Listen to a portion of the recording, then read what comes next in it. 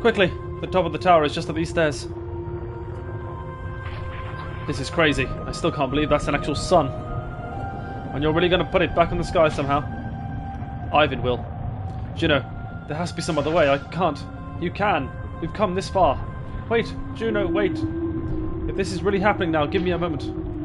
Juno and Ivan embrace one final time. Ivan whispers something meant only for her.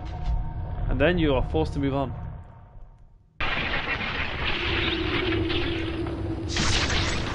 Hopefully, we don't lose any more time.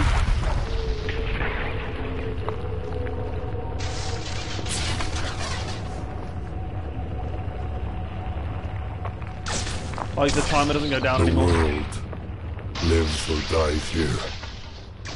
This is it. Hopefully this is just it. And we have somehow saved our brain.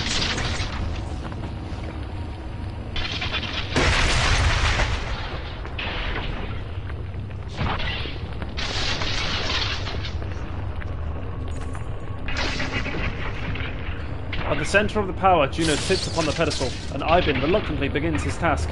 Juno hovers in the air, immobilised, but she looks peaceful, as if finally letting go of the burden she had carried this far. And you hear a familiar rumbling.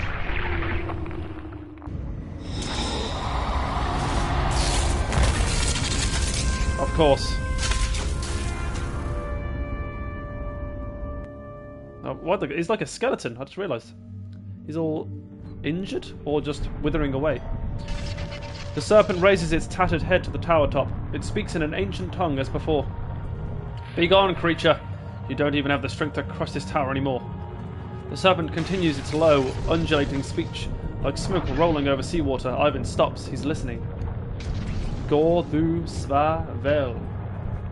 What does it mean? It is giving up. It wants to make a deal. Half a prophecy of extinction, it says. The darkness will lift and it will spare Arborang. It consumes only half the world. Half the world in exchange for what? Juno's energy. If I release it to the serpent, Juno will be gone, but she won't suffer. You can tell Ivan is seriously considering it. Oh my god, this isn't what we came to do. Things change, Ivar. This is out of your hands now. Tell me why. Have I not earned that, at least? Ivan returns his attention to you with frustration on his face. Behind him, the serpent rattles in resentment of being ignored. Why? Because Juno does not deserve this. Don't you understand what is happening here? How could I? It's been nothing but lies and secrets since we first met. What choice did we have? Try to imagine if I told you the truth when we met. It was hard enough convincing anyone to listen to me in the first place. Back in Sigurholm, when I begged you to wait for Juno, how long did you wait? Would you have been so quick to abandon Rook or Roulette? After all I did in Einartoft to save the Valve from extinction. If you knew the truth, you'd have drowned me in that lake yourself. I couldn't even trust you to save yourselves. We waited because we trusted you. True enough, but only until you had considered your own discomfort. What's the point of this, Ivar? So brothers and clansmen can keep killing each other over petty disputes. So Varl and Dredge can go on destroying each other over ancient history. Even after we realised the Dredge were only fleeing the darkness, same as the rest of us. Even after discovering a Dredge child dying in the snow, an infant, everyone was ready to slaughter it like a pig.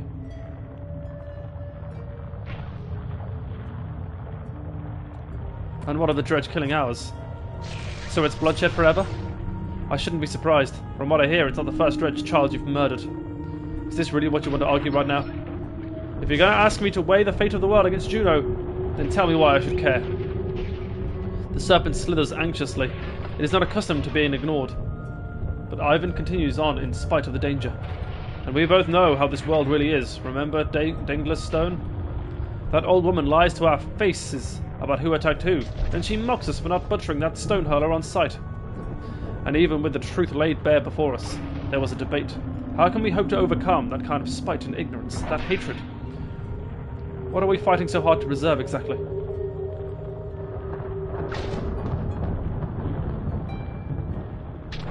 I might agree if it were all nothing but misery. Do the fleeting moments of joy really outweigh the misery, Ivar? You don't know the depths of it the way I do. There was a woman near Ormsa River. After we somehow survived crossing the chasm, some of her own clansmen had tied her to a stake, which, they screamed, she was meant to starve to death. I can still see her face, the torture and the pain. Do you remember how many days she had hung there starving before we arrived?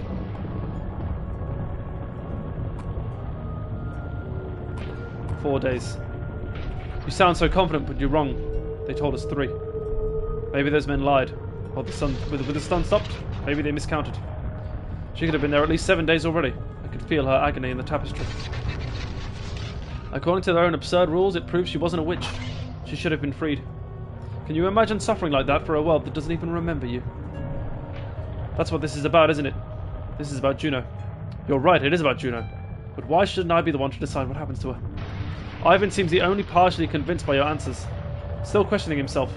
Worse, the coils of the serpent are wrapping tighter around the tower and you can feel its malice growing. When we found Juno's body smashed and broken on the frozen sea, I saw that same fate for her, as that poor woman starving to death. Suffering, alone, forgotten. Everyone else was so quick to give up on her. I'm grateful that you did not, but that's not what you're asking me to do now. I must sound pathetic. I realize it has to be hard to sympathize. But maybe, of all people, you can, Ivor. When you stood against Bellower on that bridge at Arnotuft, I finally recognized you, and I knew what you had done to raise Annie's child. You followed us both to Beauregard to finish the job. What would you give to have her let back? Don't make Juno suffer an even worse fate. Please, Ivor. Trust me to find a solution. Ivan turns back to the serpent, his body radiating immense power as he speaks to it again. Alfred gives you a severe look, as if to say, he lies. You recall her plan to complete the ritual in place of Ivan.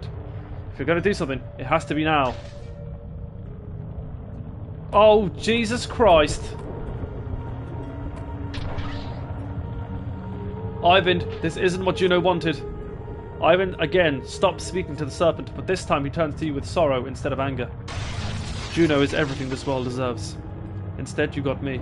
I'm so tired, Ivor. Courage. This was the hard part. Forgive me, Juno. I'll love you always. I've never seen anything like the sun coming to life. And I hope I never will again. Oh my god, he did the right thing! Stuck within, just a speck so far above our heads was Juno, who turned the darkness into light. I just got goosebumps. I legit just got goosebumps. He did the right thing. As we departed the inner earth, I expect he will return there often. No Vorp crossed our path on the long trek home. They have all turned to ash. And now, we are coming to this journey's long end. The same thought rattling around my head the whole way. Do I dare to hope?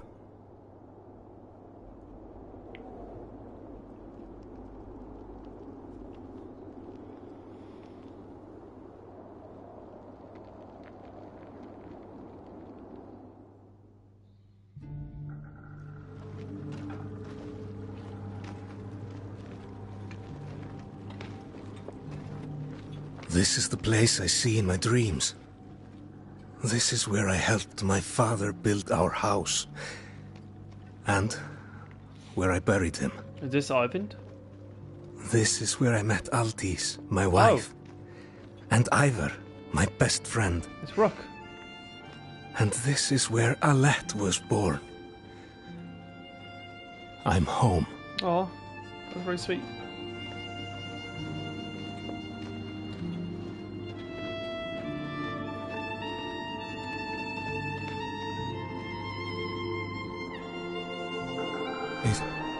Is it really you, Alette?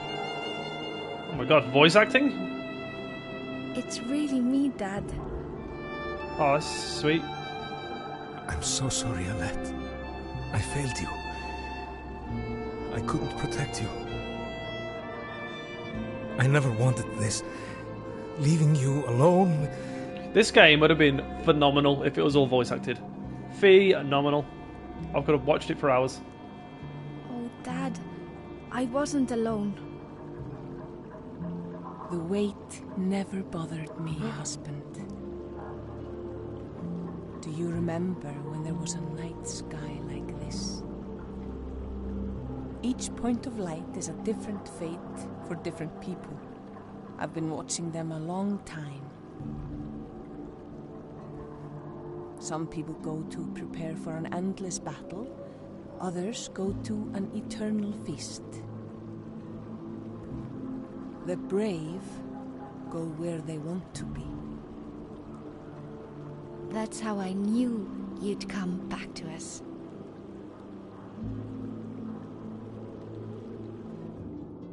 Aw, Rook, we knew you'd die.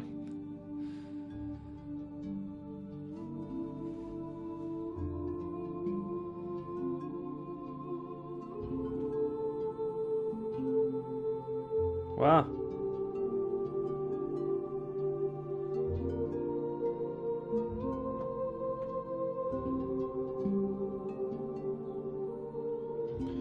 Honestly, what a game. I really enjoyed this.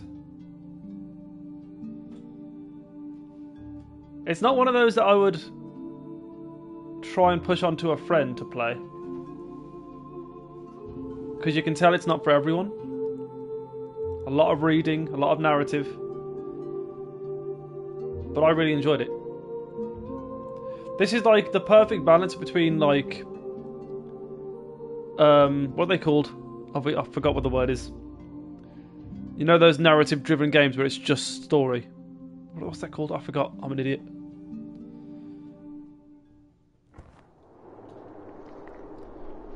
It's almost hard to believe they really did it. Whatever it is. But the sun's actually moving again. For a long time, things were looking pretty hopeless. The gods are dead. The world turned to dust, and still we survive. Hold on. I need to figure out what I'm trying to think of here. Narrative game.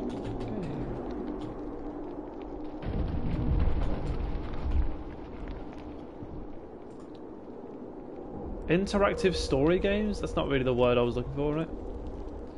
What's the game where it's literally just reading? What is it? What's it called? Why am I stupid?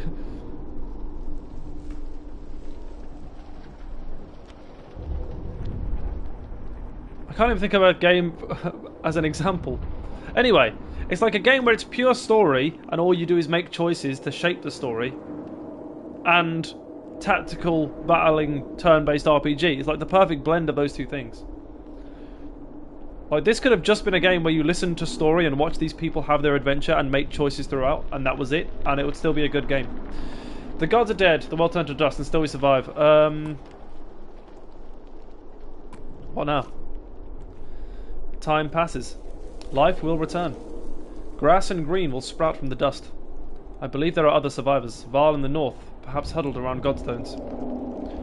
South of the darkness there may still be horseborn fleeing across the fields, or ships of men, or dredge without sunder. So we rebuild. I just wish that Rook and Alette could have been here to see this. Something tells me that part of them will. Elio glances knowingly at your belly. For a long time now I've been thinking of an epic poem. You'll never guess the inspiration. Would you care to hear what I've got? I think that would be absolutely appropriate right now. Elio smiles and draws his lute from around his back. He sings with a brightness in his voice. Only the sun has stopped, cut with keen-edged sword. Oh my god! Little did they sleep, lest they not come home. It's the name of all the chapters. Weary the weight of the sun, of our bones the hills, the slayer and the slain, from their homes must all flee, and cast their hone into the air. To speak in all tongues, where a foe may lurk, the destined day shall come. The fetters will burst, brothers fight and kinship stain, and in fear quake all. The true hero comes reluctantly, raising high their shining light. Alas, the sea is still, dead and wide, the hounds are a-hungered. We live as we will live, with the mighty grief that was ours and theirs. Only we few, remember it now. Elio gives a little cough to indicate he's done. It's not bad. But I could use a couple more verses at the end there. Maybe a few more story. Elio laughs. Ah, you're right, it certainly could. Wait, what is that? Do you see it? You squint at the ashes of the twisted land, spread out across the horizon. Something there is moving. It looks like a line of people at the front. Is that Ivor? Now the thing is, I wanted the reunion between Ivor and Rook so bad, but I'm sated. I'm happy that we got Rook reunited with his daughter instead.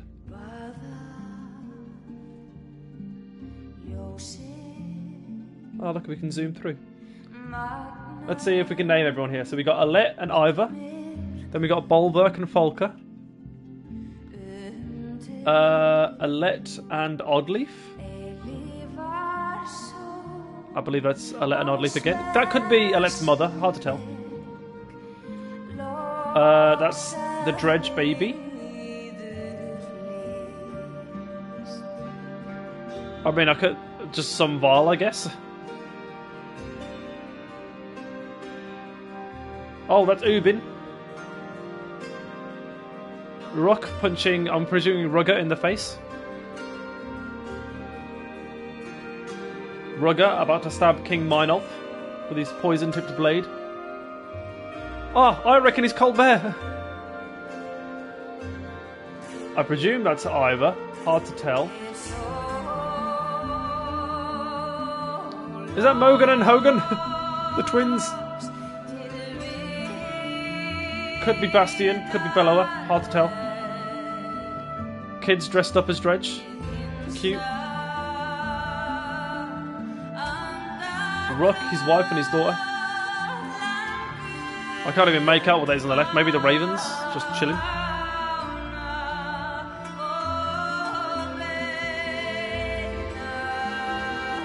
Very cute.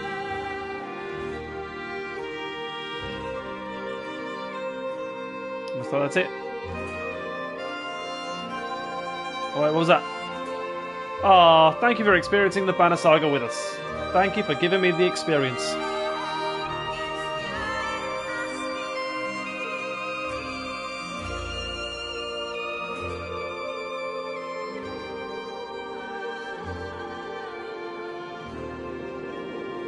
They've done it again, though. They've finished the series with a 10-minute chapter. They did this in the last game. So now when I upload this onto YouTube, my last chapter is going to be really short compared to the others.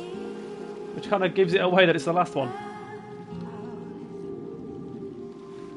Okay, gang, this has been the Banner Saga. I really hope you've enjoyed me playing through this trilogy. I've enjoyed playing it. And I can't wait to pick up more games like this soon. I love the games where it's all about choice. I love it. So if anyone knows any other games like that, let me know in the comments. And let me know what game, in general, you'd like to see me play next. Gang, it's been emotional. I've been your boy, LF Jake. Thank you for the journey. We'll catch you in the next game. Ciao!